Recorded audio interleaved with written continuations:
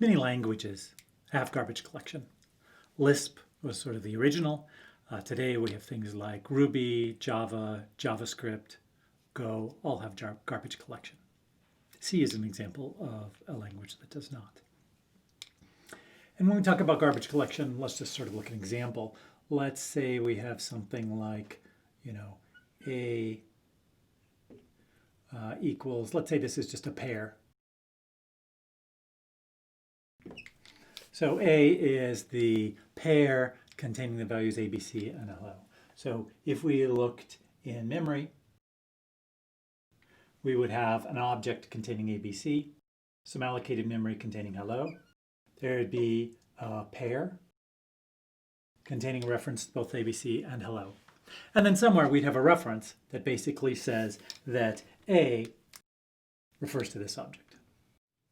If we now say B equals A, then B also refers to this object. And if we in some way get rid of A, so assign A to something else, B still refers to that object. But instead of doing any explicit deallocation, we would never say free A or free B, anything like that. We just might reassign these. We might say something like A equals 3, in which case A no longer refers to this pair. And if we now say B equals foo, that allocates a new string foo, and B now refers to foo and no longer refers to A. So what can we say about this stuff? These three objects. Well, they're now garbage. How do we know they're garbage? The simplest way to know they're garbage is there's no way to reach them.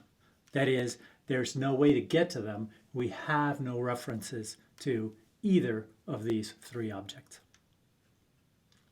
There are two main approaches to garbage collection.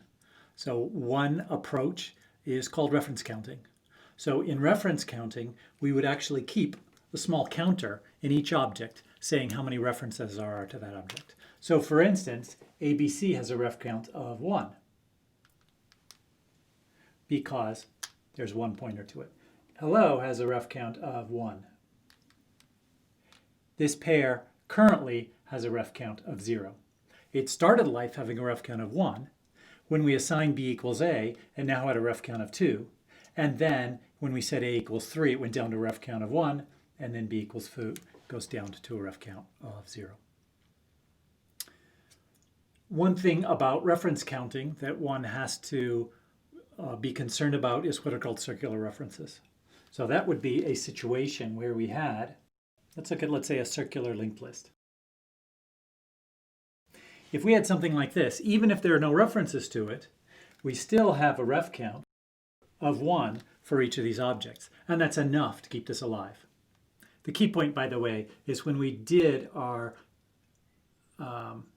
when we had a ref count of 1 here, before we had assigned B equals foo, after we assigned B equals foo, this goes down to a ref count of 0.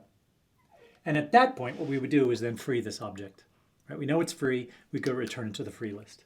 Returning to the free list means all of a sudden now the things it refers to, their reference count gets decremented. And so the same thing would happen to ABC and hello. They would go down to 0 as well and be freed. Anything they refer to, and so on recursively. Who uses reference counting? The biggest use of reference counting would be iOS currently. So if we look at Swift, it uses what they call ARC, which as I remember stands for Advanced Ref Counting. Back when I was using Objective-C, the reference counting was all explicit.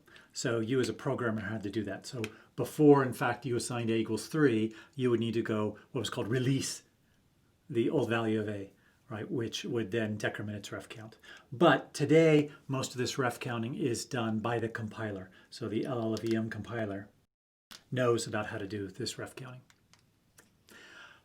The other approach, right, so one approach is ref counting.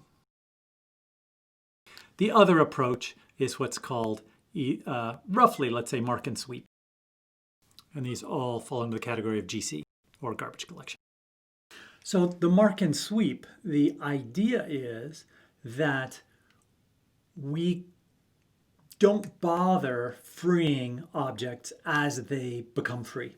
That is, we don't bother freeing up their memory as we no longer have references to them. Instead, we'll go ahead and wait until some point in the future and then figure out what is garbage and what is not garbage. So let's say this is the situation after we've been running for a while. So we have 4 objects in memory. We have foo, ABC, hello. We're not using reference counting. And we want to figure out what's garbage and what's not garbage. Here's the idea. We're going to start with a set of roots. So the roots are the initial objects that we can get to. How do we know what objects we can initially get to? Well, here's the possibilities. We could have an object reference in a register. So we're going to start with registers and basically see, do any of these registers refer to an object? If so, those objects are reachable. A second would be look on the stack. Are there any references as local variables or parameters in the current routine or any routines that have been called from? Okay. And then the third would be globals. In this case, we're going to assume, let's say, A and B, that could be local variables. I don't know, it depends if this is inside a function or not. So they're either globals or they're local. So they're globals or in the stack, and I suppose one of these could in fact be in a register. But we start with those. So we're going to start basically with A and B. Those will be our roots. And then we'll look and we'll say, do any of them refer to objects? A refers to 3. Depending on the language, this could be an object or not be an object. For instance, in small talk, all numbers, including integers, are objects, but in many languages it's not. So let's say we decide A is not a root and B is a root. So we will then say we're going to start recursively from B and mark everything that can be reached from B as in use. Anything else is free. So we can go ahead and basically mark that this guy is in use, and that means everything else is free. And then we can go ahead and reclaim it. That's garbage collection in the mark and sweep approach. There are still some subtypes of this mark and sweep. So one kind would be a stop the world approach. Stop the world, what normally happens is you go to do allocation and you find that you're short on memory. When you're short on memory, you say, oh, I better go ahead and do a mark and sweep operation. That is, I am going to go ahead and hold off on the allocation, stop everything else that's running, right? No other threads can be running because I'm going to be dealing with objects, right? And doing marking and things like that. So find the roots, mark, free everything else. Once I've freed it, I can go ahead and reallocate from that newly freed space. Problem with that is, especially if you have a large memory area, this can be quite time consuming, right? If you have a large memory area and lots of objects. So this is why many Lisps got the label of being unusable, because of the fact that you might have multi-second delays as it went through and did garbage collection. So you'd have just these times where all of a sudden everything would freeze and then it would continue again after the garbage collection had happened. Another approach is an incremental approach. And that's what we're going to talk about at some length. In this approach, we're going to actually be doing some copying. We're going to separate our memory into 2 spaces. Here are our 2 spaces, the from space and the to space. At any point in time, we're using basically half of this. So the disadvantage of this approach is that there is an overhead in the fact that we really only have half of our memory available. We're going to be doing copying. So for that reason, it's important that our objects actually have a level of indirection. So we're going to actually keep an object array. And every object we have is going to be referenced by an index.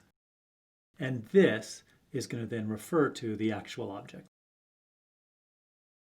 So this is important, again, because of the fact that we're going to be actually copying objects to different locations. And we want to make sure that any references to that object still are valid. So let's go ahead and start with some objects. And I'm going to go ahead and number these objects. These are their object indices. And I am going to show some references. So we've got 5 has a reference to 4. I'm showing this as an arrow here. What is really stored in 5 is the object index, which is the number 4. And that actually points to the location of 4.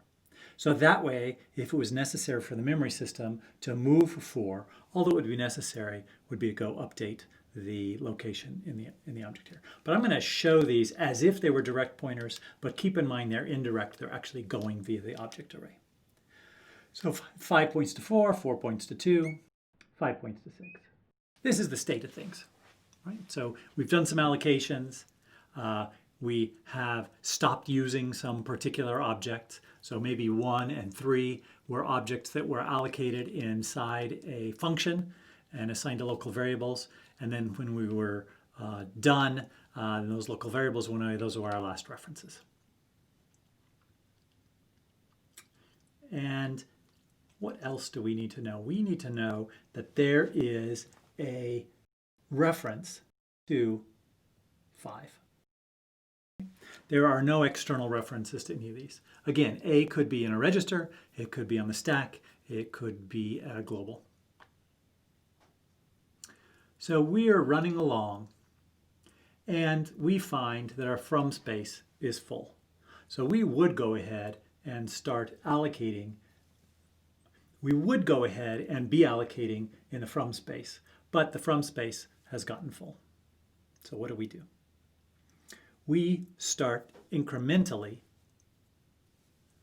moving objects, and we're going to start with the root.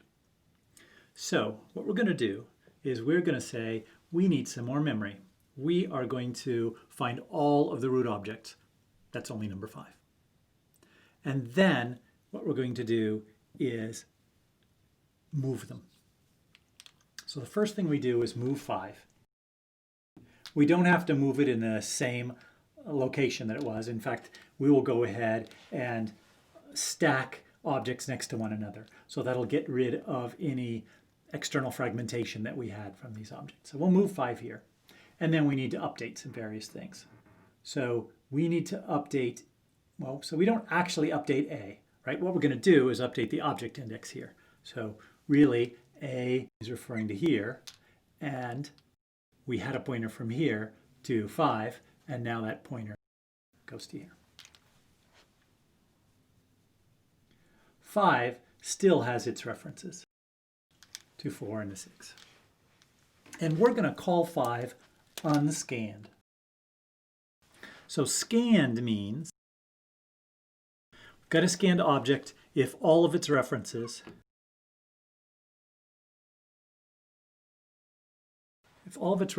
are to objects in 2 space. So 5 is unscanned. What else are we going to do? We're going to go ahead and say at this point any allocations that happen, any new objects get created in 2 space. And our other rule is anytime we run across an unscanned object, we go ahead and scan it. Okay?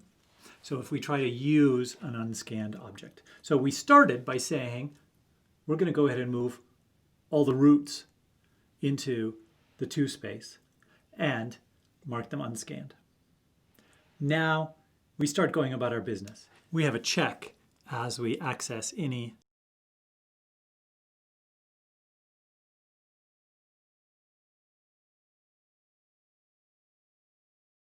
So we're going to go ahead and as we access any object, we're going to go ahead and if it's unscanned, go ahead and scan it. So if it's scanned, that's fine. It's okay.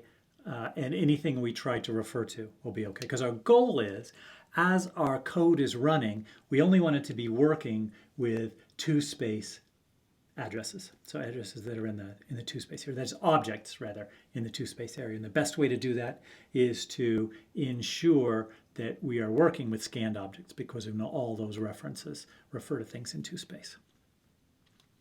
And so then what we can do is go ahead and let's say we try and access 5. Okay, so we've got some code, it tries to access 5.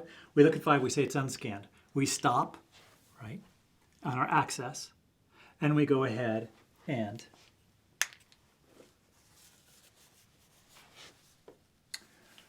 scan 5.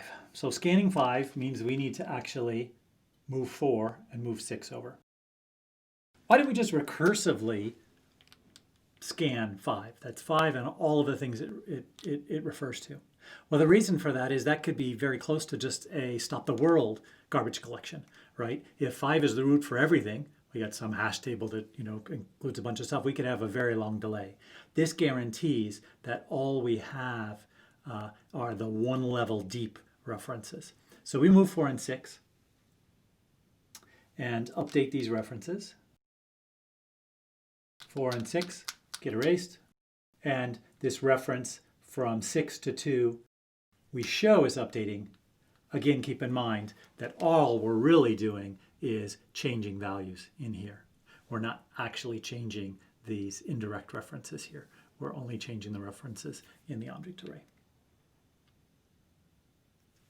And what do we know now? We know 4 is unscanned. We know 6 is unscanned. What about 5? 5 is now scanned, okay, because all of its references are in the 2 space. And then we can continue on doing this. So notice the incremental nature of this. We did not copy everything.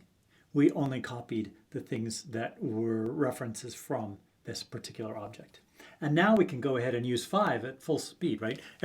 Every time we try and access the object, we're going to do this check, but it's going to show as scanned. If we try to access 4, it's unscanned. What will we do? We'll go look at 4. We'll say, well, it doesn't have any references. It was a trivially scanning. If we try and reference 6, it'll say that's unscanned. We need to copy over what it refers to. So we're going to copy over 2. Update this pointer. Again, that really means only updating the pointer in this indirection array. And now, when I showed, probably it's more accurate to say that these objects are still here. Okay? Because what we're going to do is eventually we're going to, so we say this one is now 6 is scanned and 2 is unscanned.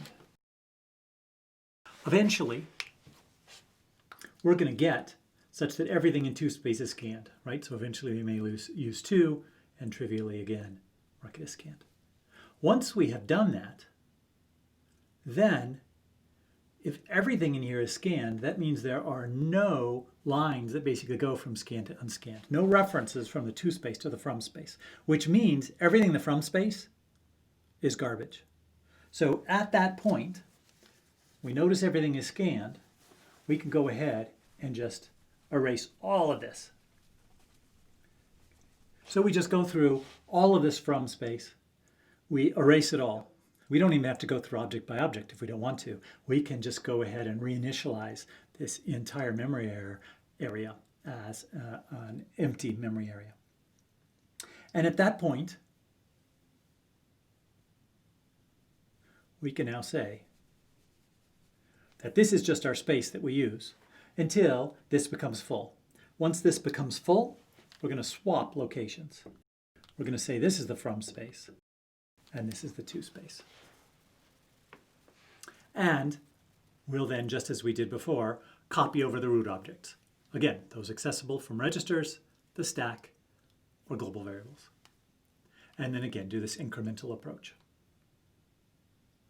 We have to have something set aside to do scanning in the case that we don't happen to run across all unscanned objects as we are going about our business, right? So we need to have some other work out there to ensure that we are basically scanning the unscanned objects that remain. And that's what we're going to actually look at in the future as we look at how VM primitives can help us improve this algorithm. If we imagine that there was an unscanned object here, right? One other unscanned object. Look at that. Let's just go look at number 2. And let's say during our course of running our program, we don't happen to be actually accessing 2. So we access 5, we access this, we never access 2, so it's unscanned. We can't clear out this 2 space until everything here is unscanned. So we can have a separate thread that's going through and looking through all of the objects in the from space, looking for any that are unscanned and scanning them. The problem with that is the concurrency issues, right? We now have to have some sort of a lock to ensure that we are not trying to scan an object both from this thread, which we'll call, let's say, the mutator thread, and some separate, let's call it a garbage collection or collector thread, where the collector thread might look like scan unscanned object. So one approach that we could use is to use this collector thread. Another approach that we could use is have the mutator thread, instead of accessing objects if unscanned, scan it, and also, so if it's unscanned, scan it.